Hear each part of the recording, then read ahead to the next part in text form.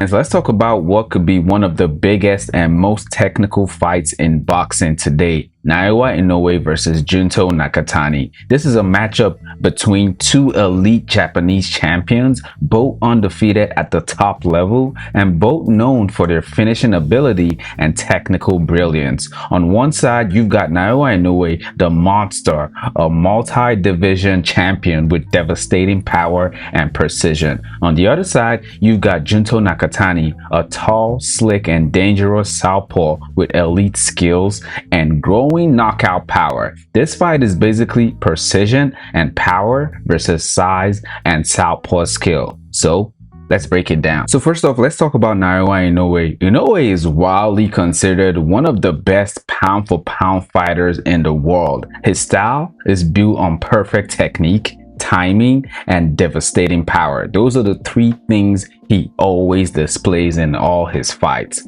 Naoya Inoue has elite power. Inoue's power is incredible for his weight class. He doesn't just knock people down, he breaks them down systematically. Body shots, counters, combinations, everything he throws has bad intentions. And then we have to talk about his technical perfection. Inoue is one of the most technically sound fighters in boxing. He maintains a perfect balance throughout the fight, a tight defense. Even though he does get hit sometimes, his defense is pretty solid, and he does have precise timing. He rarely makes mistakes. And then you got to talk about the body work. One of Inoue's most dangerous weapons is his body punching, man. He invests early and often, which slows opponents down and sets up finishes. When we take a look at Naoya Inoue's record, his most recent performance, his last 5 fights, had a unanimous decision against David Picasso, Mojan, and then he had a TKO in round 8 against Ramon Cardenas, another knockout in round 4 against Yejun Kim, and a TKO in round 7 against TJ Donhei. Of course, he's had an amazing momentum, but one of the biggest highlights in his career was the way he dominated Stephen Fulton and Nonito Donaire. An all-time great level of dominance. When you look at this guy's record, he has the record of someone who is a legit pound for pound best fighter. And that leads us to the opponent, Junto Nakatani. Nakatani is one of the most skilled and dangerous rising champions in boxing. He's also physically very different from Inoue, and we're gonna get into that. The number one skill for Nakatani, which is a big advantage, is the size and the reach. Nakatani is taller and longer than Inoue. That size advantage could play a major role in controlling distance. Now, he does have a good southpaw advantage as well. Nakatani fights out of the southpaw stance. That automatically creates awkward angles and challenges for orthodox fighters like Inoue. And then we have to talk about Nakatani's sharp technique. Nakatani is very technical. He uses clean straight punches, counters, smart movement, and he keeps this pace throughout the fight. He's not reckless, he's very calculated. And then, of course, the elephant in the room, the knockout power. Nakatani isn't just technical, he can finish fights anytime. His power has carried up through weight classes, making him a legitimate threat. Now, of course, Naoya Inoue also has amazing knockout power, and that's why this makes it interesting. We're gonna get into the details of how many knockouts they've had and what rounds they usually knock each opponent out. So keep watching the video and we'll get to that. Now, when it comes to Nakatani's last 5 fights, of course, he's been on an amazing momentum as well. Got a unanimous decision against Sebastian Hernandez, and this was the same card that Inoue was in. He did defeat Ryosuke Nishida before that, had a round 3 knockout against David Collier, and a TKO in round 6 against Tassina Salpat. I mean, the guy has been knocking out opponents. And when it comes to comparing how many knockouts these guys have, a lot, all right? We don't need to compare that. Of course, Nakatani has a 75% knockout rate, while Inoue, on the other hand, has a 81% knockout rate. But check this, Inoue has 3 knockouts in round 1, while Nakatani has double that. He has 6 knockouts in round 1. So do with that information what you will. And that's why I said it's really interesting when you try to compare their finishing ability. Inoue has the higher finishing rate, knockout rate, but when it comes to how quick that happens, Nakatani is ahead of Inoue. Now, when it comes to the stylistic matchup, this is one of the most technical matchups you can make in boxing today. And this is not an exaggeration. It's highly technical. But in a quick summary, we can call this power versus size. Inoue has the explosive power, precision, body work. Nakatani has the size, reach, and southpaw angles. Inoue is the more explosive fighter. Nakatani, on the other hand, is bigger and longer. Now, when it comes to the range and distance will be very critical in this fight. Nakatani will want to keep the fight at a long range because, of course, that's his advantage, while Inoue will want to close the distance and work inside. But what makes it really interesting is the fact that these guys are experts at that specific skill set. No matter who they're fighting, that's what they always try to do, and it usually works out. And that's why they're undefeated. Now, when it comes to the speed, Inoue likely has the speed advantage, if I'm being honest. That could help him close the distance and land before Nakatani can even react. When it comes to matching up their experience level, Inoue has faced more elite competition.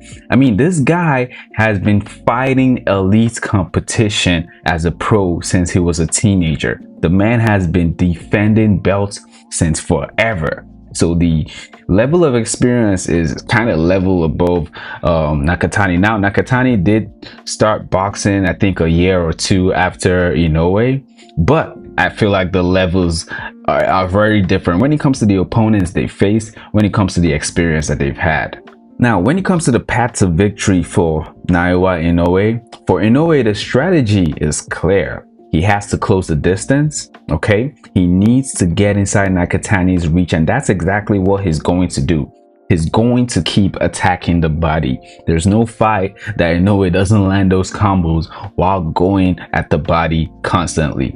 He's going to try to break Nakatani down over time while doing that. And of course, the biggest advantage that he has is going to want to use his speed and timing to beat Nakatani to the punch. That's what he's going to try to do. If he executes this, he could win by a knockout or a TKO. But on the other hand, the path to victory for Nakatani is more technical, if I'm being honest. Nakatani would need to control range, use his reach, use his footwork throughout the fight. Now, this is a big ask for the full fight, for him to keep doing this at every round, but he's used to doing that, okay? Now, he's also going to take good advantage of the southpaw angle. He's going to try and create awkward exchanges to confuse Inoue. I don't know how successful that would be, but if there's one person who can pull it off, it's definitely Nakatani. And of course, he has to stay disciplined. Avoid trading too much with Inoue. If Nakatani fights perfectly, he could win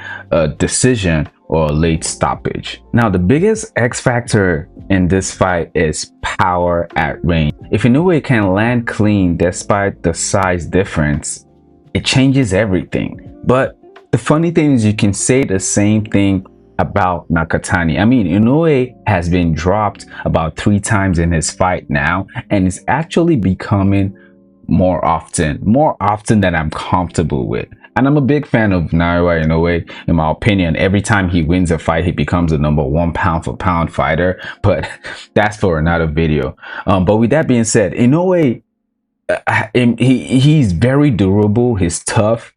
And what I love about him is the fact that he can get into a brawl. He's very technical, but when it comes to swinging and banging, closing the distance, just going all out, he can really do that, and he does that very well. Nakatani, on the other hand, very technical, keeps the long range.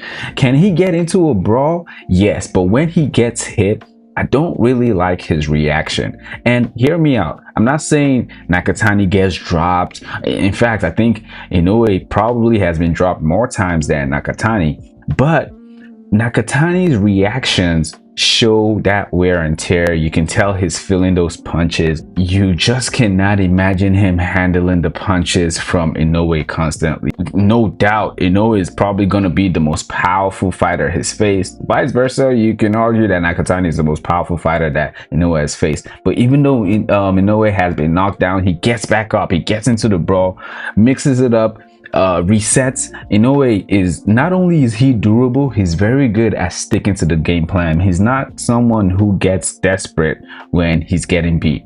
I can't really say the same for Nakatani. I really can't. And I think that's what's going to determine this fight. And that really leads to my prediction of this fight, man. This is a very high level fight with danger on both sides. Nakatani's size and skill will make it competitive early. I do think he will win early rounds. Honestly speaking, he might be winning 5-0, but then I just feel like Inoue will take over. Over time, Inoue's pressure, body work, and precision should take over, and that's just what he does. In his last 3 fights, it's been a little competitive at the beginning. Now, I'm not saying that's always how he fights. Of course, he's a finisher. We've already talked about how he's had several knockouts in round 1, but Inoue has the tendency of reading his opponent, calculating, and then deciding what game plan to use to counter that. So just because Nakatani is going to be probably dominating in the first few rounds, I do believe Inoue is going to come back, and I think that's how it's going to play out. Like I said, Nakatani has the reach advantage, has the size advantage. Of course, they both weigh the same during weigh-in, but best believe Nakatani is going to be the bigger fighter in that ring. So it makes sense for him to win the beginning rounds because he has those natural advantages. But by the time Inoue figures out the footwork, the movement, the weakness, the strengths, he's going to take over. He's going to come back, start cornering, start landing those body shots. The punches are going to be landing more often, and eventually I do think he's going to break down Nakatani. So I'm going to go with Naoya Inoue by around 8 or round 7 or round 8 TKO. All right, I'll put some respect. I won't put it as a cold knockout. I'll put it in a TKO. I won't be surprised if the fight goes a distance. I won't be surprised if both guys drop each other at some point, but I'm going with Naoya Inoue by a TKO. So yeah, I cannot wait to watch this fight. It's in a crazy timeline for me, but best believe I'm watching it. All right, because it's not just a big fight, it's a pound for pound level showdown. 2 elite champions, 2 different styles, a fight that could define an era for lighterweight boxing. This is absolutely the biggest fight in Japan, probably of all time, so I cannot wait. But let me know what you think in the comments. All right, let me know who you think wins this fight. Let me know if you agree with me. If you disagree, go ahead, let it go in the comments. Please go ahead and like this video if you like the video, hype the video, help out a small channel. All right, and if you're new to this channel and you enjoy constant weekly boxing and MMA breakdowns, go ahead and subscribe so you won't miss future videos and watch other content like this. All right, I'll see you guys in the next one.